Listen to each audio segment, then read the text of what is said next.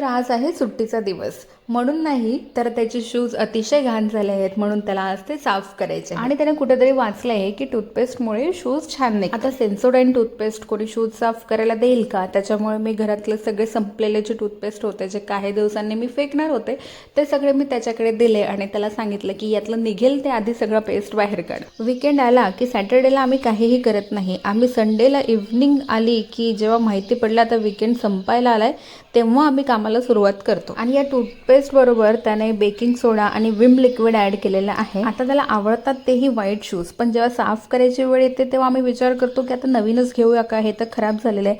पण मी already promise घेतलेलं की पुढच्या काही महिने आता नवीन शूज मिळणार नाही, म्हणून हे क्लिनिंग सुरू आहे. असो, पण त्याने जो काही पेस्ट यूज केलेली आहे त्याच्यामुळे शूज खूप छान व्हाईट निघालेले आहेत. तुम्ही सुद्धा ट्राय करून बघा. पण आता संडे संपत आलाय, खूप लेट झालाय, सकाळपर्यंत शूज वाळणार नाहीयेत, म्हणून आता मी ड्रायरने त्याला सुकवतो आहे. Bye bye.